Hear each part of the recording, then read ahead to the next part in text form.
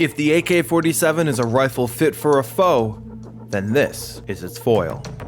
A yin to the AK-47's yang, a powerful rival offering alternate characteristics and trade-offs, and like in CSGO, positioned as a tool for the good guys.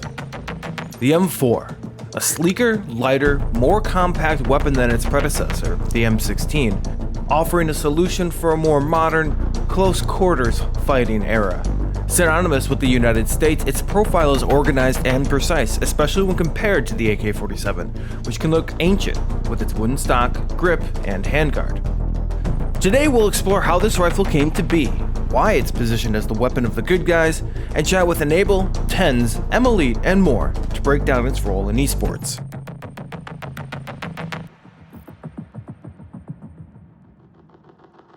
The M4 is a staple in modern media, recognizable in movies and games around the world. Within gaming and esports, it's the weaker option when compared to the AK. Take CSGO for example, where the M4 is more accurate and fires a smaller caliber faster than the AK-47.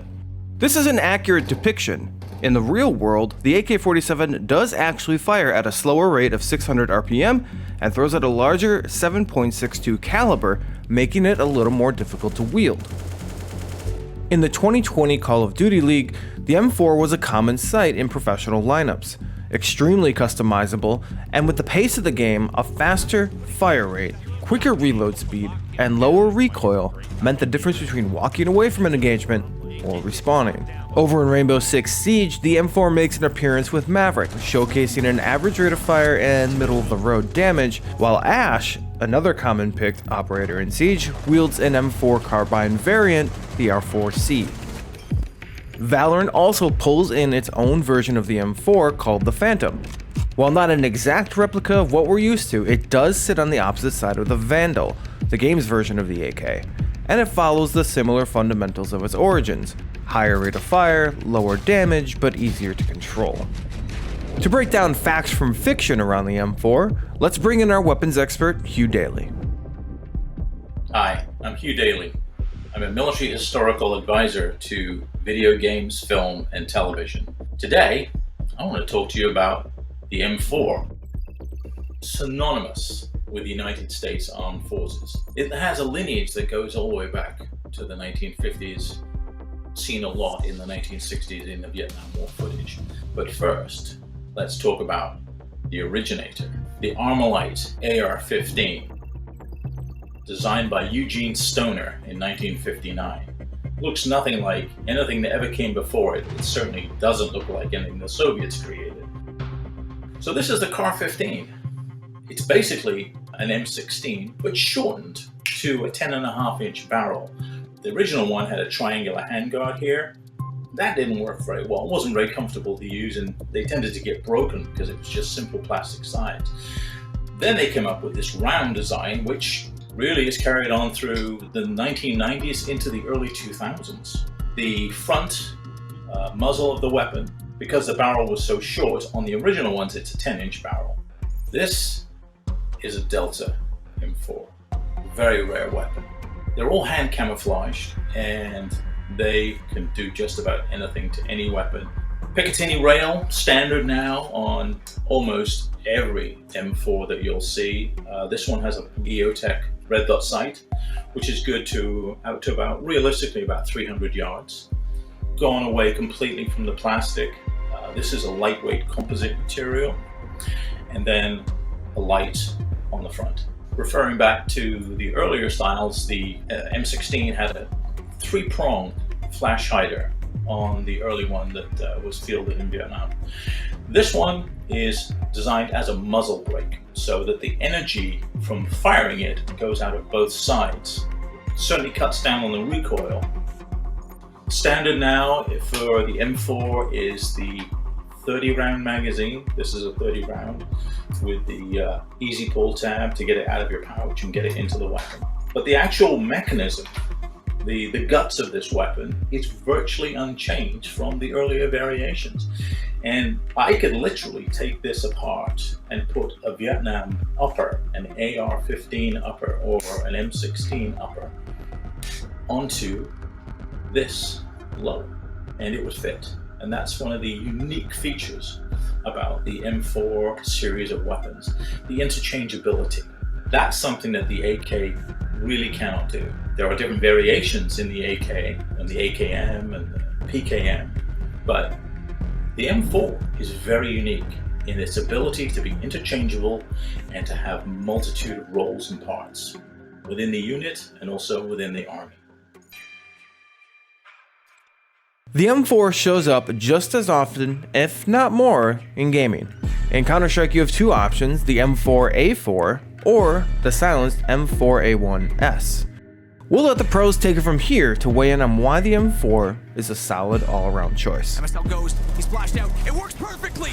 My name is Dylan Price, won the World Championship in 2015. The M4 is currently not used in Black Ops Cold War because the players just found the weapon too good and kind of cheesy, whereas like usually an SMG will play like an SMG, but the M4 was kind of just the do-it-all weapon where it was better than the SMGs up close, it was the best gun medium range, and then also still better than the ARs at long range. That gun was just incredible. The fire rate was insane. I think you had like 40 something bullets in it. That it was either you use it or you're gonna lose. My name is Ian Enable Wyatt. I am a current content creator for 100 Thieves. The M4 was the perfect mix. You know, it had a little bit of everything. It was a very easy gun to use, but you could also be very versatile with it. You know, you didn't have to play super slow. You could be a little bit more aggressive and kind of use different mechanics.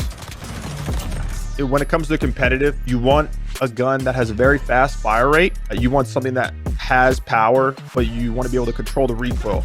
He had to reload, did he get the kill? No, Empire gets the defuse! I think he ran out of ammo! Hey guys, I'm Emuhleet. I'm the team captain and in-game leader for Dignitas all-women's CSGO and Valorant team.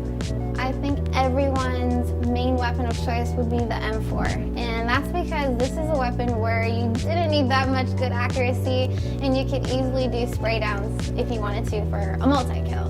The good thing about using the M4 is that you can easily spray down a lot of your opponents. The bad thing about the M4 is you can see the tracers through smokes, so if the enemy team is rushing a site and you're trying to spray them down through the smoke, you're more likely to get killed or dealt a lot of damage back because they can see exactly where you're spraying them from. One of the main differences I noticed between the Phantom and the M4A1S was probably the recoil. That was something that I had to adjust a little bit. With the M4A1S, I thought that I could aim more at the head and not have to spray down towards the body so much, but with the Phantom, I have to use it a little bit more differently and get used to the recoil as well. Hi, I'm Preeti Kunalkar. I'm the senior producer on premium content. I've been on Valorant about 5 years. With the Phantom, we actually wanted something, because the gun is silenced, to reflect that it is a silenced weapon and pair it with the names that we used for the Ghost and for the Spectre. So when we initially started with these like very basic generic dev names, because we didn't know what we would ultimately name them. And like week to week, we were like changing the names, and that's not great for development. So we basically pretty much decided early on that they would all be named after silenced, like something like ninja, should they be like ghostly type things? And we settled ultimately on like the ghostly thematic. And then we literally on the board wrote out like Spectre, Ghost, and Phantom. We're like, which one of these sounds the most dangerous? And that's how we named them. And funny enough, the carbine, what is now the Phantom, was actually called the Ghost. So they flipped a little bit. So it's a little bit confusing even when we talk about it.